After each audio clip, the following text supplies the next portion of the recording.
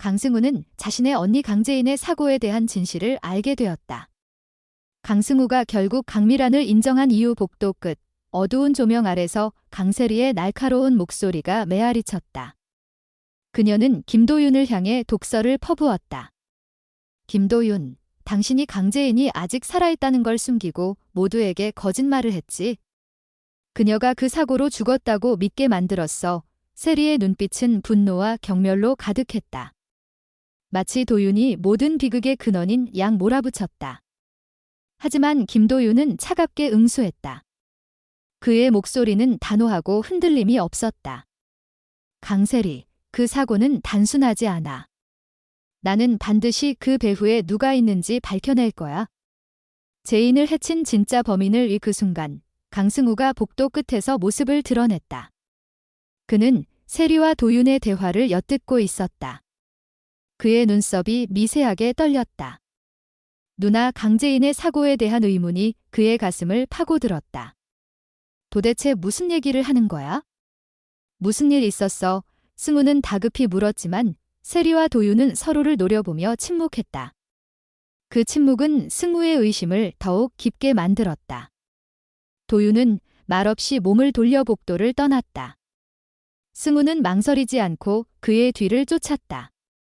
김도윤, 기다려. 무슨 일이야? 말해. 하지만 도윤은 입을 굳게 다물었다. 그의 눈빛에는 복잡한 감정이 얽혀 있었다. 말하지 않는 이유가 있었다. 승우는 포기하지 않았다. 매일 아침 그는 도윤의 사무실 앞에 나타나 같은 질문을 던졌다. 누나한테 무슨 일이 있었던 거야? 왜 아무 말도 안 하는 거지? 도윤은 처음에는 침묵으로 일관했지만 승우의 끈질긴 집착에 결국 마음이 흔들렸다. 어느 날 한적한 카페 구석에서 도윤은 무거운 입을 열었다. 그날 제이는 익명의 전화를 받고 급하게 나갔다. 그리고 차의 브레이크가 고장났어. 그런 우연이 있을 리 없지. 그의 목소리는 낮았지만 분노로 떨렸다. 나는 황기찬과 강세리가 제인을 의도적으로 해쳤다고 의심해. 승우의 얼굴이 굳어졌다. 분노가 그의 눈에서 불꽃처럼 튀었다. 그게 사실이라면 내가 절대 가만두지 않겠어. 그는 이를 악물며 말했다. 도윤, 내가 도울게. 진실을 밝히고 그 인간들의 본색을 드러내자 승우는 즉시 결정을 내렸다. 누나를 지키기 위해 황기찬의 집으로 들어갔다. 제이는 기억을 잃은 채 그 집에 머물고 있었다. 승우는 그녀를 보호하면서도 기회를 엿봤다. 기찬의 가족이 방심한 틈을 타 그는 기찬의 서재로 몰래 들어갔다. 컴퓨터를 켜고 비밀번호를 풀기 위해 몇 번의 시도를 거듭했다. 마침내 화면이 열렸다. 그 안에는 충격적인 자료들이 있었다. 공금 횡령, 뇌물수수, 불법 거래의 증거들. 기찬이 YL그룹의 주석으로서 저지른 범죄의 흔적이었다. 승우는 떨리는 손으로 자료를 USB에 복사했다. 그의 심장은 빠르게 뛰었다. 이건 단순한 증거가 아니었다. 기찬의 모든 것을 무너뜨릴 무기였다. 그는 곧바로 강미란을 찾아갔다. YL그룹의 실질적인 권력자이자 기찬을 주석으로 앉힌 장본인. 미란의 사무실에 들어서자마자 승우는 단도직입적으로 말했다. 황기찬이 회사를 배신했어요. 이 자료를 보세요. 그는 USB를 건넸다. 미란은 차가운 눈으로 자료를 훑었다. 화면에 드러난 기찬의 범죄 행각에 그녀의 얼굴이 점점 굳어졌다. 내가 그를 믿었는데 이런 쓰레기 같은 인간을 주석으로 앉히다니. 그녀의 목소리는 분노로 떨렸다. 미란은 즉시 행동에 나섰다. 이사회를 소집하고 기찬의 주석직을 박탈했다. 경찰은 기찬의 사무실로 들이닥쳤다. 수갑이 그의 손목에 채워지는 순간 기찬은 믿을 수 없다는 듯 미란을 바라보았다. 이게 무슨 짓이야, 미란? 하지만 미란은 차갑게 답했다. 너 같은 인간은 여기 있을 자격이 없어. 기찬은 끌려가며 소리쳤지만 그의 외침은 텅 빈 복도에 메아리칠 뿐이었다. 그날 밤 승우는 제인의 방 앞에 서 있었다. 문 너머로 들리는 그녀의 잔잔한 숨소리. 그는 주먹을 쥐며 다짐했다. 누나, 이제 안전할 거야. 내가 지킬게요. 하지만 그의 마음 한구석에는 여전히 의문이 남아 있었다. 강세리는? 그녀는 이 모든 일의 공모자일까? 아니면 또 다른 비밀이 숨겨져 있을까? 도윤의 말이 귓가에 맴돌았다. 그 사고는 우연이 아니야. 승우는 창밖을 바라보았다. 어둠 속에서 무언가가 아직 끝나지 않았음을 예고하는 듯 했다. 제인의 기억이 돌아오면 모든 진실이 드러날 터였다. 그리고 그 순간 이 집은 더 이상 같은 모습으로 남아있지 않을 것이다. 어둠이 깔린 집안은 마치 폭풍전의 고요함처럼 숨막히는 정적에 잠겨 있었다. 강승우는 제인의 방문 앞에서 한참을 서 있었다. 문틈으로 새어나오는 희미한 불빛과 그녀의 잔잔한 숨소리가 그의 가슴을 묵직하게 눌렀다. 그는 주먹을 쥐며 속으로 다짐했다. 누나, 내가 지킬게. 절대 다시는 너를 잃지 않아. 하지만 그의 머릿속은 여전히 혼란의 소용돌이였다. 강세리의 독설, 김도윤의 날카로운 의심, 그리고 황기찬의 추악한 비밀들. 모든 것이 퍼즐처럼 얽혀 있었지만 아직 맞춰지지 않은 조각이 있었다. 승우는 창밖을 바라보았다.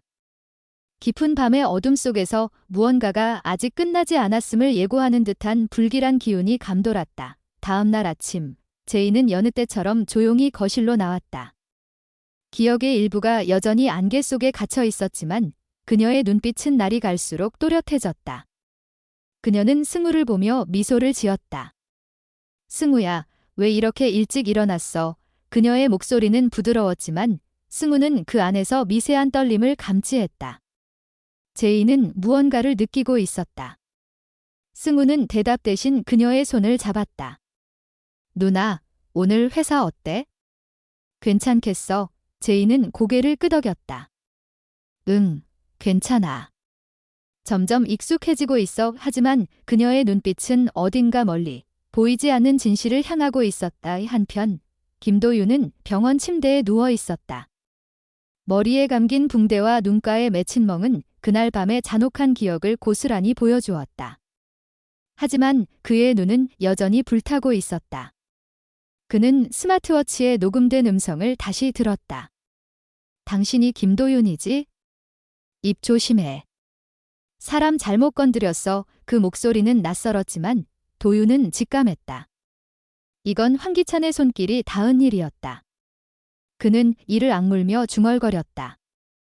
기찬, 너는 절대 빠져나갈 수 없어. 병원 창밖으로 보이는 도시의 불빛은 그의 결심을 더욱 단단히 만들었다. 같은 시각, 강세리는 황기찬의 집거실에 홀로 앉아 있었다.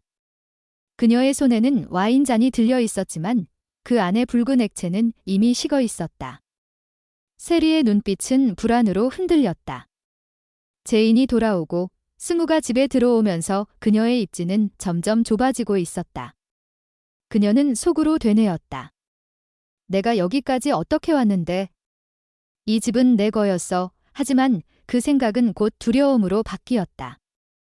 제인의 기억이 돌아오면? 그녀가 모든 것을 알게 되면? 세리는 와인잔을 탁 내려놓았다. 그녀의 손이 가늘게 떨렸다. 절대 그렇게 둘 순 없어. 승우는 기찬의 서재로 다시 몰래 들어갔다. 이번에는 더 깊이 파고들어야 했다. 그는 책상 서랍을 뒤지다 낡은 노트북을 발견했다. 비밀번호를 풀기 위해 몇 번의 시도를 거듭한 끝에 화면이 열렸다. 그 안에는 기찬이 숨겨놓은 또 다른 비밀들이 있었다. 제인의 사고 당일, 기찬이 누군가와 나눈 통화 기록.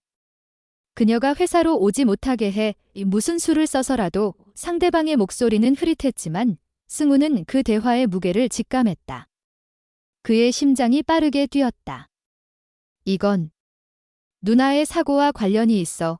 그는 자료를 복사하며 이를 악물었다. 하지만 그 순간 문 밖에서 발소리가 들렸다. 승우는 재빨리 노트북을 닫고 책상 아래로 몸을 숨겼다. 문이 열리고 세리가 들어왔다. 그녀는 방 안을 둘러보며 중얼거렸다. 뭔가 이상해. 누가 여기 있었나? 승우는 숨을 죽였다. 그의 손은 땀으로 젖어 있었다. 세리는 방을 나갔고 승우는 안도의 한숨을 내쉬었다. 하지만 그의 머릿속은 더 복잡해졌다. 세리는 단순한 공모자가 아니었다. 그녀는 기찬과 함께 더 깊은 비밀을 공유하고 있을지도 모른다. 승우는 결심했다. 강미란에게 모든 것을 알리기 전에 세리의 행적을 더 파헤쳐야 했다. 그는 세리의 방으로 몰래 들어갔다. 그녀의 서랍 속에는 낯선 전화번호가 적힌 메모가 있었다. 김 실장, 11시, 항구오. 승우는 그 메모를 사진으로 찍었다. 그의 직감이 말했다. 이 번호가 모든 것을 풀 열쇠일지도 모른다고. 그날 밤, 승우는 항구로 향했다. 어두운 창고 사이로 차가운 바람이 불었다. 그는 메모에 적힌 시간에 맞춰 숨어서 기다렸다. 멀리서 검은 차가 나타났다. 차에서 내린 남자는 낯익은 얼굴이었다. 기찬의 오랜 측근 김 실장이었다. 그리고 그의 뒤로 세리가 나타났다. 승우는 숨을 죽이고 그들의 대화를 엿들었다. 김 실장, 제인이 기억을 되찾으면 우린 끝이야. 그 사고를 완벽히 덮어야 해. 세리의 목소리는 떨렸지만 단호했다. 김 실장은 낮은 목소리로 답했다. 걱정 마. 그날 밤 처리한 놈은 입을 다물었어. 하지만 김도윤, 그놈이 문제야. 너무 많이 알고 있어. 승우의 심장이 멎는 듯 했다. 그는 재빨리 전화기를 꺼내 그들의 대화를 녹음했다. 다음 날 승우는 강미란을 다시 찾아갔다. 이번에는 단단히 준비한 상태였다. 그는 녹음 파일과 기찬의 노트북에서 발견한 증거들을 건넸다. 미라는 자료를 훑으며 점점 더 창백해졌다. 이게 사실이라면 기찬뿐만 아니라 세리까지. 그녀는 말을 잇지 못했다. 승우는 단호하게 말했다. 강세리도 공모자예요. 누나의 사고는 그들이 계획한 거였어요. 미라는 자리에서 일어나 창밖을 바라보았다. 그녀의 손은 분노로 떨렸다. 내가 이 회사와 가족을 지킬 거야? 둘 다 끌어내려야겠어. 며칠 뒤 YL그룹의 비상 이사회가 열렸다. 미라는 단호한 목소리로 기찬과 세리의 모든 범죄를 공개했다. 회의실은 충격으로 얼어붙었다. 기찬은 반박하려 했지만 미란의 차가운 눈빛과 증거 앞에서 무너졌다.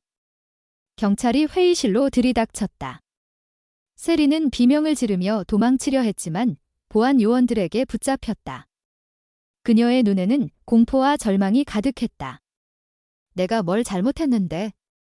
이건 오해야. 하지만 그녀의 외침은 누구도 설득하지 못했다. 그날 저녁, 제인은 회사 옥상에서 홀로 서 있었다. 바람이 그녀의 머리칼을 흩날렸다. 그녀의 기억은 여전히 조각나 있었지만 승우가 가져온 소식은 그녀의 마음에 불을 지폈다. 누나, 이제 다 끝났어. 기찬과 세리는 감옥에 갈 거야. 승우의 목소리는 담담했지만 그의 눈에는 눈물이 맺혀 있었다. 제인은 고개를 돌려 승우를 바라보았다. 승우야, 고마워. 하지만 아직 뭔가 부족해. 그녀의 눈빛은 깊고 복잡했다. 사고의 전말이 드러났지만 그녀의 기억 속에는 여전히 어두운 구석이 남아 있었다. 그날의 전화, 기찬의 목소리, 그리고 그녀를 향한 누군가의 살해. 모든 것이 점점 더 선명해지고 있었다. 그 순간 김도윤이 옥상으로 올라왔다. 그는 제인을 바라보며 조용히 말했다. 제인 씨, 이제 알겠죠? 당신을 지키려다 나도 이렇게 됐어요. 그의 머리에 감긴 붕대가 바람에 흔들렸다. 제인은 그를 바라보며 미소를 지었다. 도윤 씨, 고마워요. 하지만 이건 이제 내 싸움이에요. 그녀는 고개를 들어 하늘을 바라보았다. 별 하나 없는 밤하늘은 마치 그녀의 앞길을 예고하는 듯 했다. 이제부터 내가 직접 끝낼게요. 집으로 돌아온 제인은 방 안에서 낡은 일기장을 꺼냈다. 그녀는 페이지를 넘기며 잊고 있던 기억의 조각들을 하나씩 맞춰갔다. 일기장 마지막 페이지에는 그녀의 필체로 적힌 한 문장이 있었다. 황기찬, 너를 믿은 내가 바보였어. 그녀의 손이 떨렸다. 기억이 돌아오고 있었다. 아니, 어쩌면 처음부터 떠난 적이 없었을지도 모른다. 그녀는 일기장을 덮고 창밖을 바라보았다. 이제 모든 것을 끝낼 시간이었다. 복수는 조용히, 하지만 치밀하게 시작될 터였다. 그리고 그 끝에는 이 집, 이 회사, 그리고 그녀 자신을 둘러싼 모든 거짓이 무너질 것이다. 제이는 낡은 일기장을 손에 쥔 채 방 안의 어두운 침묵 속에 앉아 있었다. 일기장의 거친 종이 질감이 그녀의 손끝에서 느껴졌다. 마지막 페이지에 적힌 문장, 황기찬, 너를 믿은 내가 바보였어는 마치 그녀의 심장을 찌르는 칼날 같았다. 그녀의 손이 미세하게 떨렸다. 기억의 조각들이 서서히 퍼즐처럼 맞춰지며 잊고 지냈던 그날의 진실이 점점 선명해졌다. 그녀는 창밖을 바라보았다. 깊은 밤의 도시 불빛은 차갑고 날카로웠다. 이제 복수를 시작할 시간이었다. 조용히, 그러나 누구도 피할 수 없을 만큼 치밀하게 다음 날 아침, 제이는 회사로 향했다. 그녀의 걸음은 단호했고 눈빛은 흔들림이 없었다. 사무실에 들어서자 직원들의 시선이 그녀에게 쏠렸다. 그들의 눈에는 호기심과 두려움이 뒤섞여 있었다. 제이는 그 모든 시선을 무시하며 자신의 책상으로 걸어갔다. 하지만 그녀의 마음속에는 이미 계획이 세워져 있었다. 황기찬과 강세리가 감추고 있는 마지막 비밀, 그날의 사고와 관련된 모든 것을 파헤치겠다는 결심이었다. 이 한편, 강승우는 김도윤을 다시 찾아갔다. 병원 복도에서 만난 도윤은 여전히 붕대를 감고 있었지만 그의 눈빛은 전보다 더 강렬했다. 승우는 단도직입적으로 물었다. 도윤, 그 사고에 대해 더 아는 거 있지? 누나가 왜 그날 급하게 나갔는지, 그 전화가 누구였는지. 도윤은 잠시 침묵했다. 그의 손이 주먹을 쥐었다 풀었다를 반복했다. 승우, 내가 말할 수 있는 건 여기까지야. 하지만 한 가지는 확실해. 그 사고는 우연이 아니었어. 기찬과 세리가 연루됐을 가능성이 높아. 승우의 얼굴이 굳어졌다. 증거가 필요해, 도윤. 확실한 증거. 도윤은 고개를 끄덕였다. 내가 찾고 있어? 하지만 조심해.